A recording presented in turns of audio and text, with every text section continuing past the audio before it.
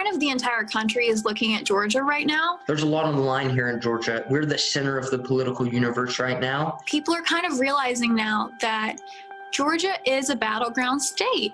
If you feel passionate about even one of the candidates, you've got to go out and vote. This election is truly the most consequential election because there's so much on the line that matters to people. People's lives are at stake. People's healthcare is at stake. You're looking at control of the Senate. You're looking at where policy will go, who gets confirmed to the cabinet, who gets confirmed to the federal judiciary, to the Supreme Court potentially down the road. With our future at the line, we should step up to the plate and be like, we need to work on these campaigns and fight for what we believe in and go out, make calls, and do the grassroots efforts. Climate change, racial justice, healthcare, minimum wage, education, or debt-free college. And these are issues that I think are really important to all young people across the country. And it's important that we take action and actually create change. I never felt more like my vote counted than this past election because of how close things were.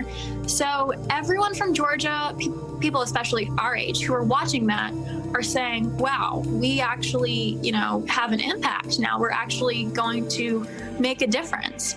The road to socialism does not run through Georgia. We're living at a moment of crisis. We win Georgia, we save America. Elections are a matter of life and death. Georgia law requires that any candidate running for state, local, or federal office wins at least 50% of the vote. That didn't happen on election day, so now these races are headed for a runoff in January, leaving the makeup of the U.S. Senate hanging in the balance. The rematches will determine who controls the power on Capitol Hill. If Republicans can manage to win one or both of the seats, Republicans will maintain control of the U.S. Senate, and Majority Leader Mitch McConnell will remain the majority leader. At this point, it's just silly season on the Democratic side. If Mitch McConnell still controls the Senate, he will try to do to Joe and Kamala just like he tried to do to President Obama. It will be obstruction and gridlock and partisanship and government shutdown. If Democrats, however, can win back both seats, they'll manage to create a tie in the U.S. Senate. That can always be broken by the Vice President, Kamala Harris, handing Democrats control of not just the U.S. House, but also the entire Congress. Then Kamala, I don't know. Whatever. The two Republican senators running, David Perdue and Kelly Loeffler, are running against Democrats Jon Ossoff and Raphael Warnock, two Democratic underdogs who are hoping to find the same success Biden found in Georgia during the general election. If Loeffler wins, she'll add to the Republican ranks and the record-breaking number of Republican women on Capitol Hill. If Warnock wins, he'll become the first black senator from the state of Georgia. All eyes are on Georgia and January 5th. President-elect Joe Biden flew to the battleground state of Georgia today. That's where two races just weeks away will determine the balance of power in the U.S. Senate. With early voting kicking off this week, Biden told Georgians today that the Senate is on the line. Come January 5th, you got to vote in record numbers again. Because yes, the lives of every Georgian still depend on what you're doing. Yes, you still need to vote as if your life depends on it, because it does. The president-elect's visit comes after Vice President Mike Pence traveled to Georgia late last week.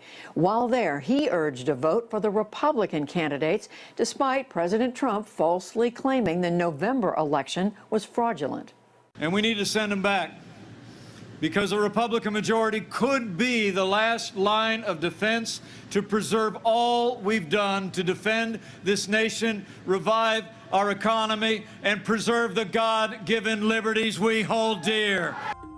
After becoming the first Republican president to lose Georgia in decades, President Trump has zeroed in on that state for his accusations about baseless, widespread voter fraud. In Georgia, they're using the same horrible Dominion system. This isn't despite the fact that legal challenges he and his allies have launched in the state have so far failed, and that several recounts led by Republican election officials have shown that Biden was indeed the winner. But this is all happening as elections in Georgia aren't quite done. There are 2 Senate races that will go to runoffs on January 5th because Republicans got more votes in the November Senate races, but they didn't get to 50%. And so they'll be facing off against Democrats in races that will decide the control of the Senate. Trump's voter fraud claims are threatening to depress turnout among some Republican voters that Republicans really need in order to win these races. Trump's allies in Georgia are arguing that if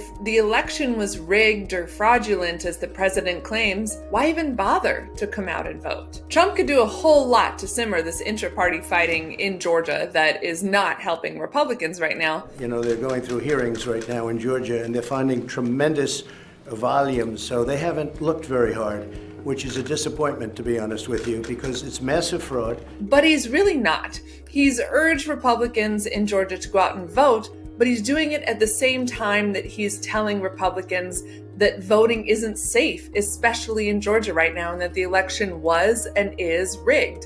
It's a contradictory statement that reflects how the president is more focused on himself and trying to save face after his own election loss than in supporting the health of Senate Republicans in 2 races that are arguably more important than what Trump is fighting for, because they will determine whether Republicans can hold the line against a... At stake in this election is control of the U.S. Senate, and that really means control of this country. President Trump, who spoke in Valdosta Saturday, may not be on the ballot, but he is a force in the race. It's rigged. It's a fixed deal. This weekend, as he campaigned for the Republican Senate incumbents, Kelly Loeffler and David Perdue, Mr. Trump falsely charged again that the state's election, which Joe Biden won, was illegitimate. You know, we won Georgia, just so you understand. I am worried about it. It's a mixed message. Buzz Brockway is a Republican and former Georgia state representative. He believes his party has the edge in both Senate races, but the president's message is confusing. You know, it's, hey, I want you to vote for the Republican candidates, Perdue and Loeffler, but the election was rigged and the machine flipped votes and absentee ballots were stolen. So I've heard from people, I've heard from dozens of people who say, I'm not going to vote. And, you know, I hope that that's just the emotion of the moment. More than emotion, it's a movement from some Trump supporters like Lynn Wood, who at a rally last week told Republicans to stay home. Why would you go back and vote in another rigged election? For God's sakes, fix it. You gotta fix it before we'll do it again. Are you ready to stand up one more time? Meantime, Democrats are also pinning their underdog hopes to the same strategy that they believe won the state for Biden. We won this election decisively. The effort, led by Stacey Abrams, to register new voters, especially voters of color, who are growing in Georgia. Andra Gillespie is a political science professor at Emory University in Atlanta. Now, blacks make up about 30% of all registered voters in the state. And in the last decade, we have seen the number of proportion of Asian American and Hispanic voters double in the state. Gillespie says this contest is entirely about base turnout.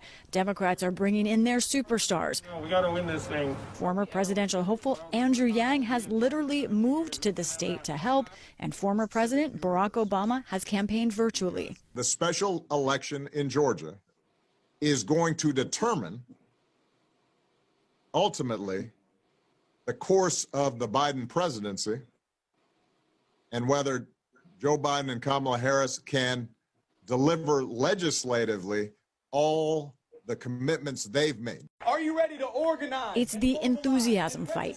Bill Nygut of Georgia Public Broadcasting. The circumstances here are unlike anything we've ever seen. We're close to having 1 million absentee ballots applied for in Georgia. That's only about 300,000 fewer than at this time prior to the November 3rd election.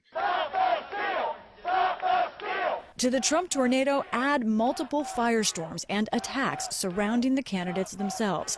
Incumbent Republican Senators David Perdue and Kelly Loeffler, both former corporate CEOs, have faced headlines about their stock trades. Loeffler for trades she made after a senator's only briefing on the pandemic. An ethics committee found no violations, but the issue has hovered over her. Perdue has been scrutinized for thousands of trades he made that involved companies his committee directly oversaw.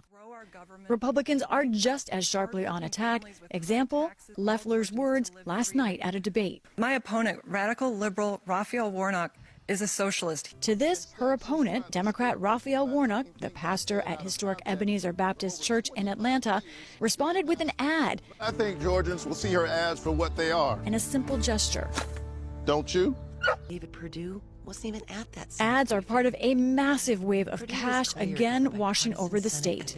It wouldn't be surprising to many people, if this ended up being somewhere in the neighborhood of a $500 million race. The fact that so much money is pouring into Georgia is evidence of how competitive these races are. I think if one party had a clear advantage over the other and it was very comfortable and substantial, we wouldn't see this level of spending. The intensity will keep rising, along with the money spent and the high-profile visits. So, Lisa, explain how that works, and also, remind us what is on the line here in terms of America's future in how these races turn out.